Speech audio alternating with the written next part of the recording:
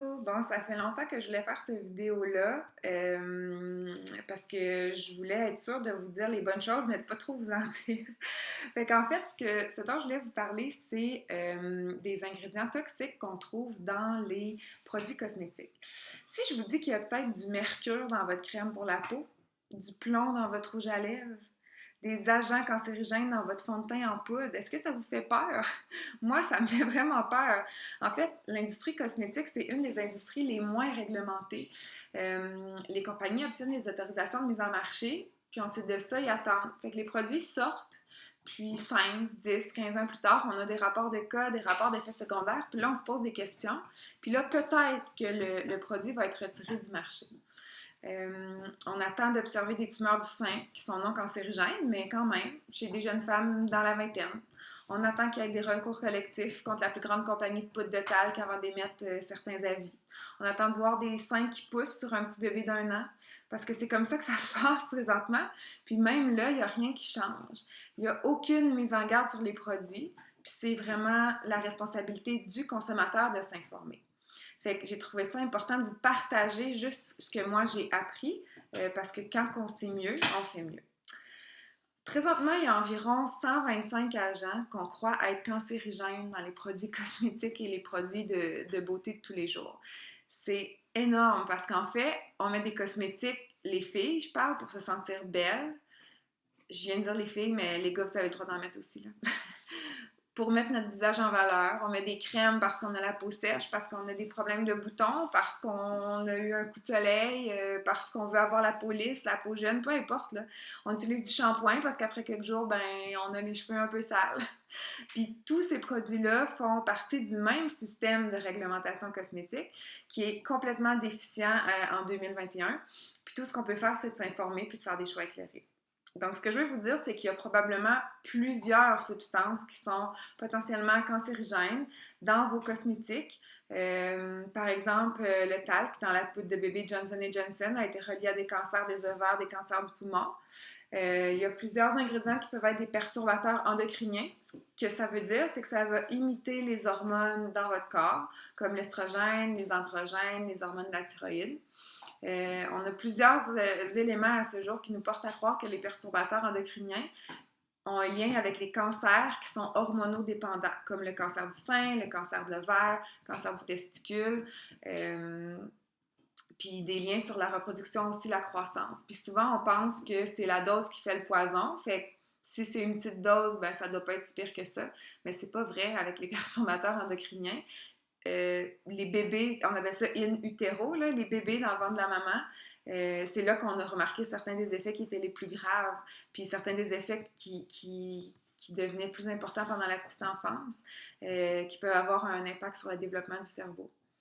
On a aussi des substances qui peuvent être causer des maladies neurodégénératives comme la maladie d'Alzheimer, qui peuvent avoir un lien avec le TDAH, avec les troubles du développement chez l'enfant, un peu comme je disais tantôt.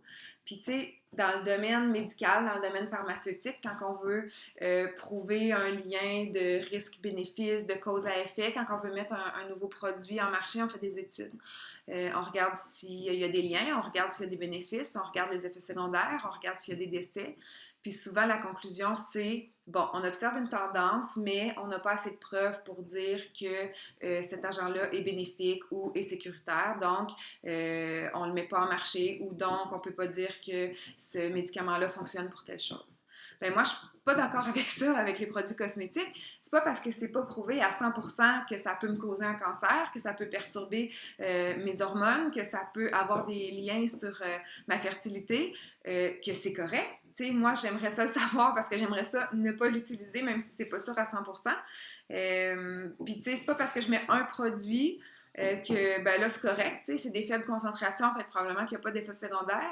Ben oui, mais si j'en mets 4, tu sais, je veux dire, si je mets une crème pour le visage, après ça, je mets ma crème solaire, je mets du fard à paupières, je mets du mascara, ça fait déjà 4 ingrédients. Ah, j'ai pris ma douche avant, je me suis lavé les cheveux, j'ai mon shampoing, mon revitalisant, j'ai mon savon, ça commence à faire beaucoup de choses, là, ça monte vite, puis tout ça, ben ça s'accumule dans notre corps.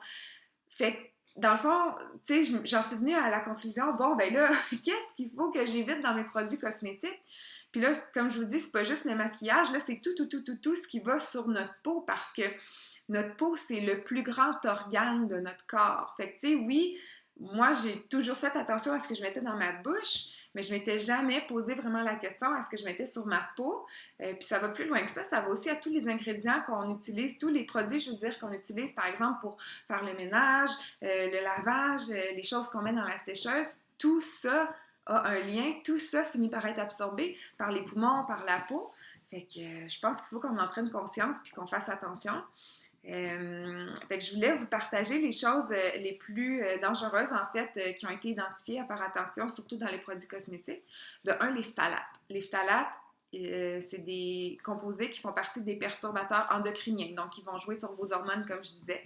Ça a été associé à des développements, des troubles du développement chez les enfants, à des problèmes reproductifs, puis au cancer.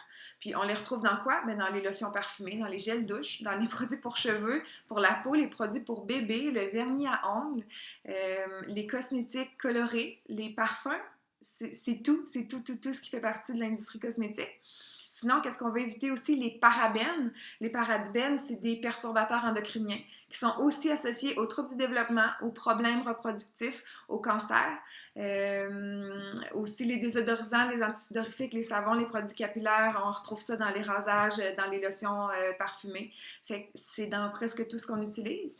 Puis, ce que j'ai appris aussi, il y avait un produit qui était beaucoup utilisé dans le passé comme agent de conservation pour garder les produits plus longtemps, qui s'appelle le formaldéhyde. On a découvert des effets nocifs avec le formaldéhyde, ça a été banni. Bien, les compagnies ont trouvé des moyens d'utiliser le formaldéhyde d'une autre façon parce que c'est un agent de conservation extraordinaire. Donc, ils ont conçu un dérivé de formaldéhyde, mais à libération lente, puis ils lui ont donné un autre nom. Le DMDM, idantoïne diazolidinylurée.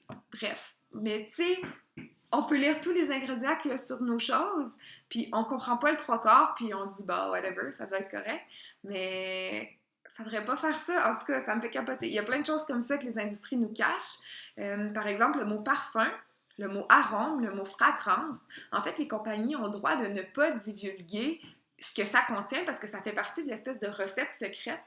Comme un parfumier ne voudrait pas qu'on sache exactement qu'est-ce qu'il y a dans son parfum pour pas que les gens puissent le reproduire. C'est des questions de propriété intellectuelle. Mais dans le fond, oui, c'est peut-être des bons ingrédients, mais c'est peut-être des mauvais ingrédients aussi qui se cachent dans le simple petit mot parfum. Fait que, tu sais, je voulais juste vous sensibiliser à ça. Sachez qu'est-ce que vous mettez sur votre peau, autant que ce que vous mettez dans votre bouche. Tu sais, on regarde les agents de conservation dans les aliments qu'on mange, on essaie d'acheter moins de produits transformés, mais qu'est-ce que tu mets sur ton visage à tous les jours? Qu'est-ce que tu mets sur ta peau? C'est une autre histoire. Fait que bref, j'ai été sensibilisée à ça. Si vous voulez écouter le documentaire, ça s'appelle Beauté toxique. Ce qui est beau là-dedans, vous tapez ça sur Google, ça vous sort le site de ici-tout.tv, puis vous l'avez en français. Vous pouvez le trouver en anglais aussi sans problème. Je pense que ça s'appelle Toxic Beauty. C'est vraiment juste traduction facile. Puis en fait, ben, ma parenthèse, évidemment, c'est avec les produits Arbonne qui sont des produits, oui, végétaliens, sans gluten, sans OGM, jamais testés sur les animaux, aucun sous-produit animal, etc. Mais ils ont aussi une politique d'ingrédients qui est absolument incroyable. En fait, dans le monde, les normes les plus élevées en termes de réglementation sont dans l'Union européenne. Donc, eux bannissent plus de 1300 ingrédients dans leurs produits cosmétiques. Au Canada, on est à environ 600. Aux États-Unis, il y en a environ 11. C'est vraiment peu. Fait qu'Arbonne a toujours eu, c'est une compagnie d'origine européenne, donc a toujours eu les standards européens à la base. Là, c'était ça leur choix. Ils voulaient au moins atteindre les standards européens, mais ils ont décidé de mettre la barre plus haute, puis on n'a pas seulement 1300 ingrédients de bannis, on en a plus de 2000 ingrédients qui ne se retrouveront jamais dans nos produits cosmétiques. Puis c'est pas juste, tu sais, ça varie dans le temps, ça. Si on se rend compte que, il y a quelque chose qui sort, une donnée qui nous dit que ça serait peut-être mieux de ne pas utiliser ça, ben on va reformuler, on sort le produit temporairement, on fait une nouvelle recette, puis on le ressort par la suite. Fait que c'est ça qui est beau aussi, c'est que ils ont, tu sais, c'est une intégrité, c'est une éthique de travail, puis c'est ça, ça bouge dans le temps. Bref, c'est ça que je voulais dire. Fait que voilà, j'espère que vous avez appris quelque chose ce soir. Si vous avez plus de questions, ça va me faire plaisir d'y répondre. Vous viendrez me jaser. Mais bref, je voulais juste ouvrir une petite porte dans votre esprit là, sur tous les produits cosmétiques que vous utilisez au quotidien ou en tout cas quelques fois par semaine. Alors voilà, bonne fin de journée ou de soirée.